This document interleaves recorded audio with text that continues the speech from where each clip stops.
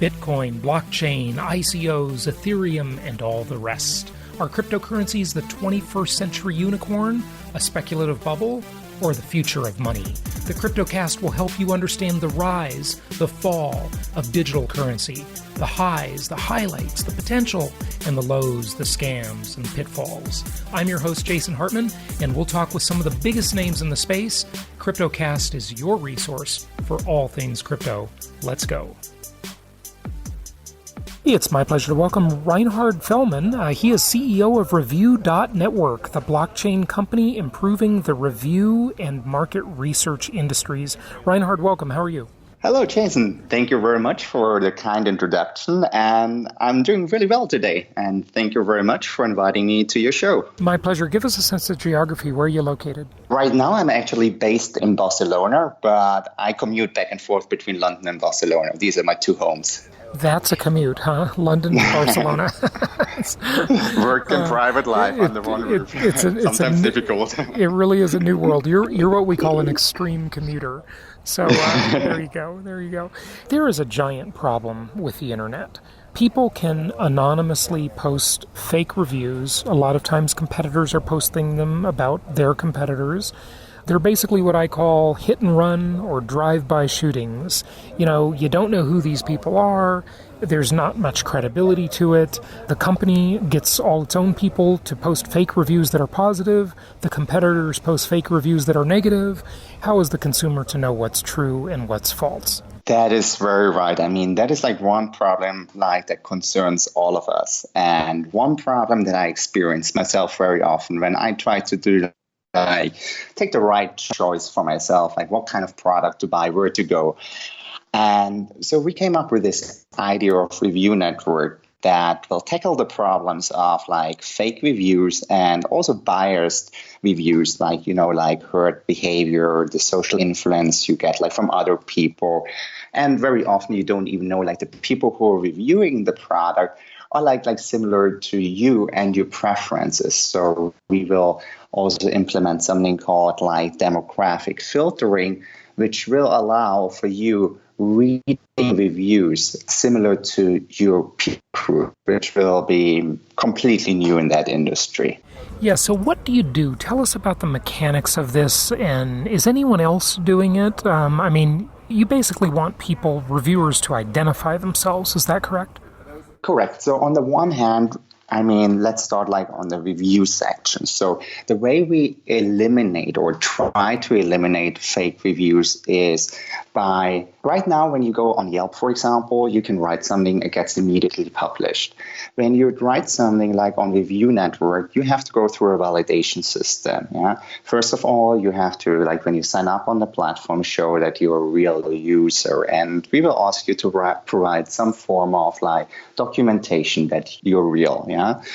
But then when you write a review, you will also like stake an amount of, let's say, like deposit behind your review. So it is becomes less likely that someone will actually write a fake review when you have to stake or take a deposit behind your review. And then in the third step is like the validation system. So on the one hand, we will use like our artificial intelligence, like we will have a fake review detection algorithms in place, but even better than algorithms are still nowadays human beings, and they can identify like in the community, like either fake review or not. I think that's like already like one big progress we will make on that side. On the other hand, like we will have the demographic filtering, and how that works, we will use some advanced encryption technology like Enigma, where you provide and like, let's say like you save like all your private information you want to share. You only save them on your mobile phone and your device. But then when you share it, it will basically be encrypted in a way it cannot be traced back to you, Jason. So people do not know that it's like you, this particular person, but they know your demographics without a way of like being traced back that it's like you as a person. So what that helps actually, like when, for example, I look for a certain product, and let's make a quick example. So I'm, for example, a passionate diver. So I only want to read reviews of people who have like a lot of experience in diving, who have like a certain qualification. Like let's say the dive master, they have done more than 50 dives a year. They know certain like dive locations, so they can write and evaluate the dive site and the security standards much, much better than someone who goes diving for the very first time. Of course, as an experienced diver or sportsman, you would like to have the evaluation and the feedback from people who are very similar to you. But nowadays, I mean, like you cannot really do that because it would require that you post all your private information on the internet and you share them on the website. Through the technology we use, the encryption technology, which is a part of like why we use also blockchain technology, is like you can share this information with other people, but you are still like you hold the information on your device. It's like not like we as Review.Network or anyone else holds this information. No, you're in full control over your data. So the data belong to you and not to the company. And that's like another like big difference. Like when you look at like other, I would say like competitors or people in that space, they own your data. Yeah. There's a lot of talk about that in the industry, and I think that's really positive talk. I don't exactly understand the mechanics of how it would actually work.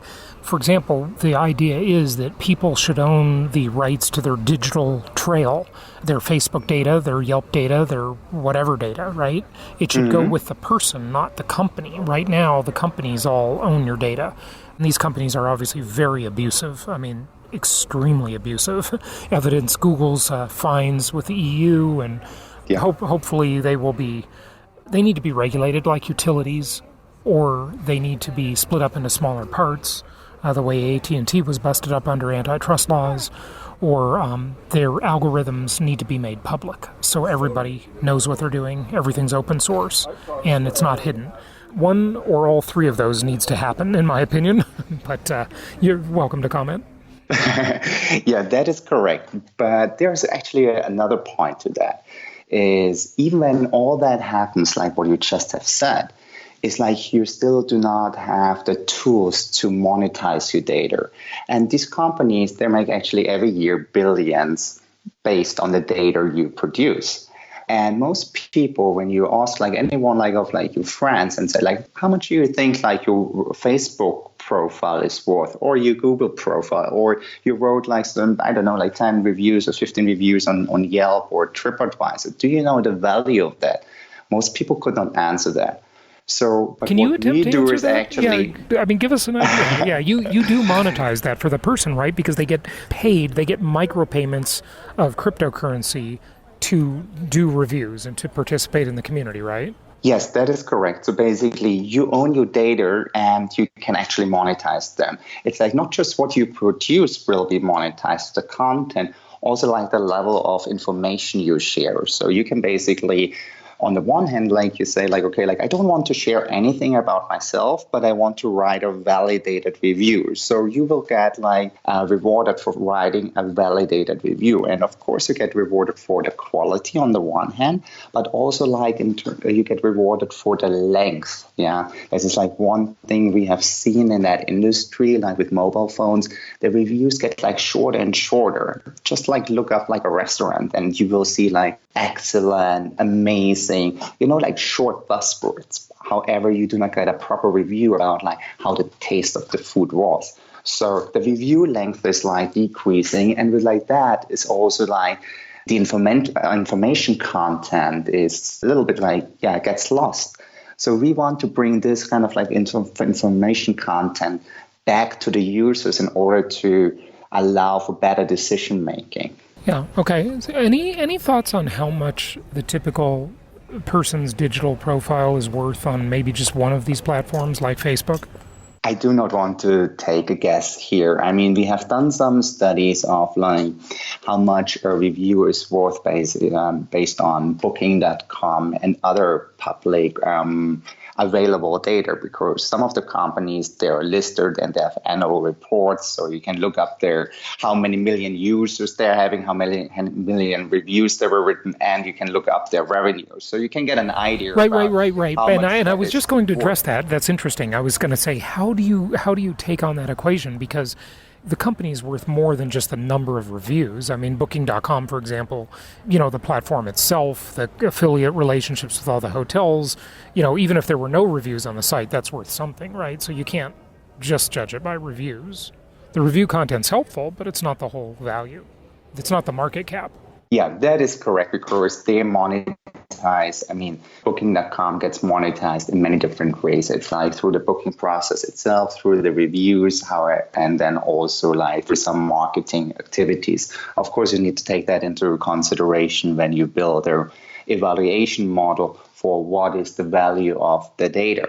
But much more than the value of the data of a one particular person, it's the network of data. So imagine the following, Jason. So you look up a review and you already applied like all the demographic filtering. So you get like a review from someone who's a really experienced diver or skier, about a ski resort or a dive site. Yeah. But then this review is also like reviewed and evaluated, liked, disliked by other people. And also like the distribution of the likes and dislikes of the people who evaluate or judge about this review. So you get even like a next level of information, not just the review itself, also like the distribution of the people who like and dislike the review. So I give you an example. Let's say that you have like 200 likes, and you will find out like, okay, 80% of the people who like that review are male. They come from the area like around Denver. They have like a certain level of experience in that particular discipline. So then it's like not just like you trust the review, you also trust the network behind this review liking it. So with that, you also like filter out a little bit this kind of like herd behavior, the fact that like sometimes like people like just randomly follow other people. No, that the people who like this review were also like similar people, educated people, experienced people. That's good to know, because some of the reviews I thought are very unhelpful in the sense that, all the normal ways someone would expect. But when someone is reviewing a discount hotel, for example, or a discount restaurant, that context of that reviewer is that's I hate to say it, but a discount person, right? That may not be as discerning as a higher level person on the socioeconomic pyramid, right? And so, you have to take that in. You might get 5 stars for McDonald's, but they were only expecting McDonald's, right? Correct. So yeah. it's sort of, it's contextual, obviously, right? It is, and that's the reason why it's so important actually giving a face to the review, knowing who that person is, however, like protecting like the privacy of that person. And that is possible with the technology we will implement. And I think it will be a huge progress, and it will be big for all of us. Yeah, very interesting. Okay, what else should people know about mechanics or about the future of this? Or, is there anyone else in this space, by the way? What people should know about that is that we want to also like reinvent the market research component, because at the moment companies, they get reviewed and they receive like their ratings, so their stars and like short comments with that. But there is like for most companies, that's a one-way form of like information. Like now imagine like there is a two-way information flow, that like they're the companies who just got reviewed then say like, okay, based on our reviews, we would like to ask these people what we can do better. Why they did not like us? Yeah. So let's assume like you have a restaurant and it has like only like 5 stars and then like 2 stars. Yeah. And you really wonder where are like these 2 stars are coming from? Who are these people? And how can we actually improve our service and our product, and can make our service and product better? Like an example, so you have a restaurant somewhere in, let's say in Barcelona, and Barcelona is a very international city. So in summer, you find a lot of like tourists here from the United States, but also England and Germany.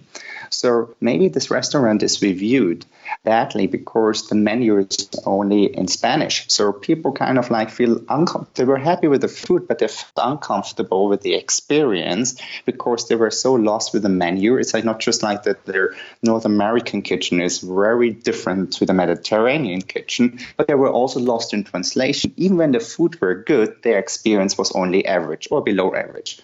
So when we can actually then approach these companies and say, like, that's how you can improve your service, and they can start a dialogue with their customers, that's like where we can really add some value, which was like not created by any other company who have tried to do that before. Yeah, okay, good. Yeah, very interesting. What else do you want people to know? I want people to know that we will actually go live with our platform next year. We will plan it like in summer. At the moment, we have a test version online on our website, Review.Network. So people can get like the first impression how it looks like. Then we will release a beta version that people can download on their mobile phones, most likely around December. So they can first like test it, how it feels like playing with the app and with like the different features. And then next summer we will go live with the platform. We will plan to do the ICO next year, most likely early summer. At the moment, the cryptocurrency market is a really challenging one, and so we're not going to place it as initially planned this year. We are in this lucky position that we are well funded through a venture capital fund from Hong Kong, so we can fully develop like the beta version over the next month and have this almost like luxury to say like we do the ICO in a moment where the market conditions are more favorable. Last but not least, I want to mention also that Review.Network is actually really well perceived by many people. So no matter to whom I'm going to talk to, they all think it's like an amazing idea. And I think that's like really something the world needs. And when you look at our website, I think we have like now over like 100,000 beta users already like signed up, waiting for the product to come out. And we on our hand, like we work day and night and cannot wait to finish the product and to release it to the world.